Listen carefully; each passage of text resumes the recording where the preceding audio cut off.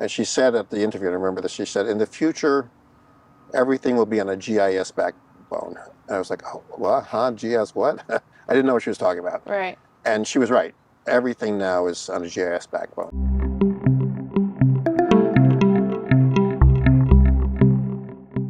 Hey everybody, welcome to Internet of Nature Live. I'm here in the heart of Brooklyn with my guest, President of Brooklyn Botanic Garden and former New York City Parks Commissioner, Adrian Benepe.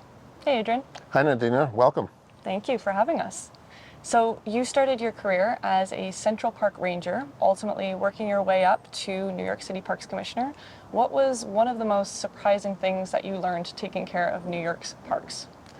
I think the most surprising thing was that I was now taking care of 5,000 pieces of property and all of the things that can go wrong or right with them and all the 8.5 million people who care about them. It was that just sheer volume that was the most surprising. And how is that treating you today? Because now, as of 2020, you are the president of the Brooklyn Botanic Garden, the beautiful place where we sit today. Well, it has a lot of the fun, beautiful stuff of parks without the headaches. Right. You know, a lot less politics. You know, no mayhem. Children, birds, flowers, beauty, water bodies, science, nature, community gardens, all the really fun stuff that makes New York City great and fun, and very few of the headaches. Yeah, I've got the headache of we have to raise $26 million. If I don't raise the money, people lose their jobs and close the gates. There's a little bit of politics, not major league. But it's just, it really is all of the fun aspects of the Parks Department without many of the headaches. Right, right. And one of the reasons why we're here today, not just because it's a beautiful place, but also because the Brooklyn Botanic Garden is home to a very innovative flood control system, the Water Garden, which you see part of behind us here. Can you tell us a little bit about it? Yeah, it's a form of green infrastructure, which is a term that's become quite popular now. It's well known. And it's a way of reducing the need for city water to supply our ornamental water bodies and reducing combined sewer overflow. That is, reducing the water that flows into the city's combined sewer system.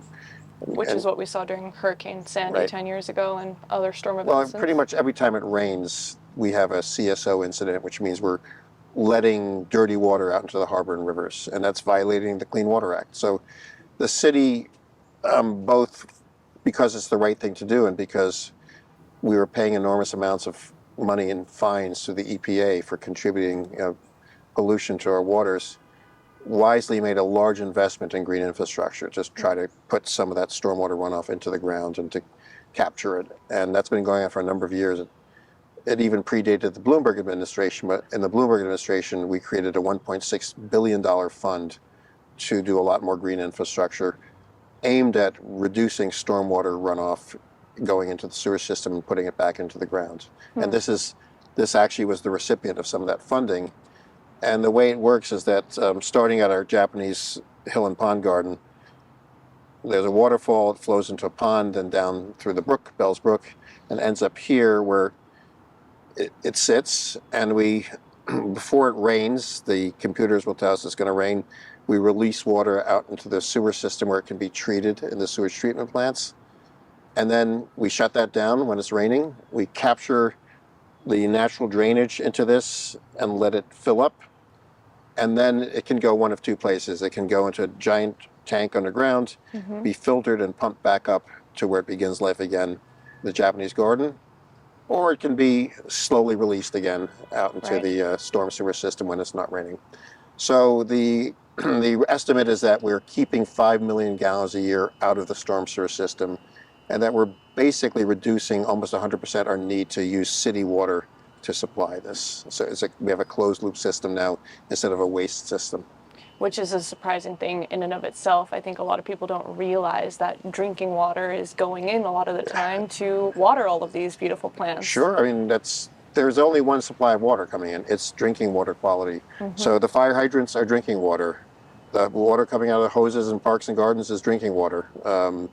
The water going to the swimming pools is all drinking water. So parks like Central Park and Prospect Park that have so-called natural streams and waterfalls, they're just giant faucets letting drinking water out into. And so we still have a lot of work to do, and this is a good example of something that can be replicated at scale, not just here, but in other gardens and other parks, and ultimately at a much larger scale in places like Central Park and Prospect Park. Well, that was one of my questions, was how can we scale this? Could we have something like this at the end of each street? Do we need one at the end of each street? Well, we've got a good example, speaking at the end of each street. In Gowanus, there's the Gowanus Sponge Park, which is a model. So what to do at the end of each street leading to a low point where the water gets collected. And it was designed to be an easily replicable system with components that are precast concrete.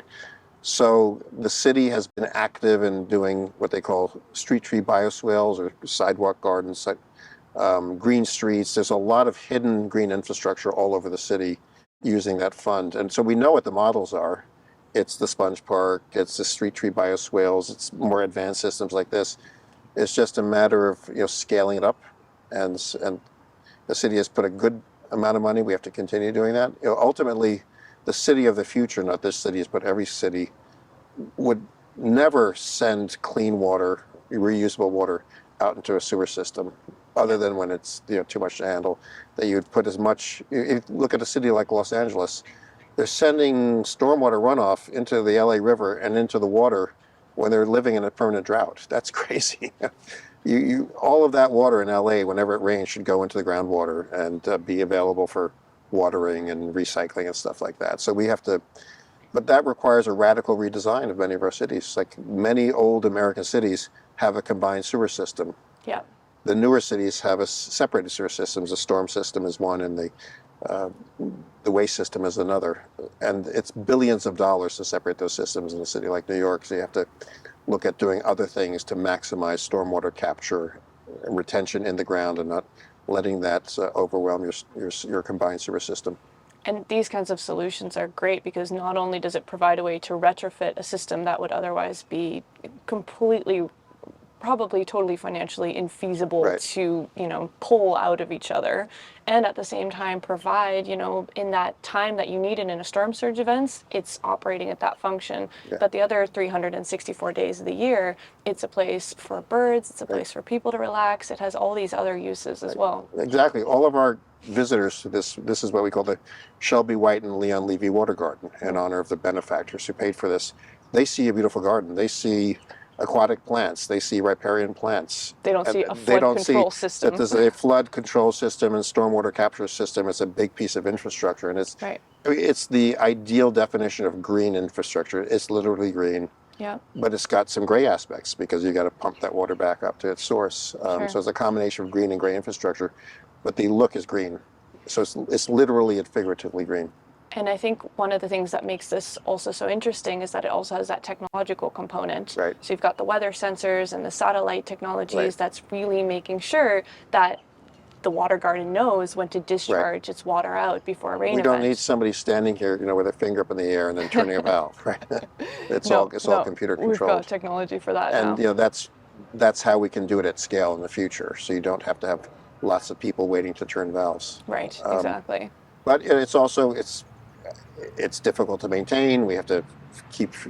A lot of this is kind of beta right now, because we're learning as we go along. Are the filters really working? What happens when the water level drops too much?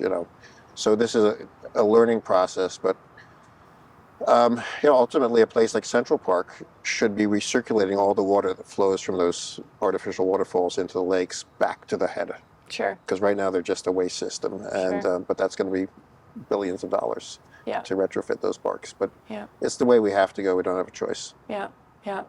And so speaking of the technology that's been used here, what other kind of technologies have you ran into working in parks and gardens that excite you? Well, there's so much. And, I think about 20 or 25 years ago, a woman I worked with, Amy Freitag, we were getting ready to hire her to run the Historic House Trust. And she has a landscape architecture degree and a preservation degree from University of Pennsylvania. And she said at the interview, and I remember this, she said, in the future, everything will be on a GIS backbone. And I was like, oh, what? Huh? GIS what? I didn't know what she was talking about. Right. And she was right.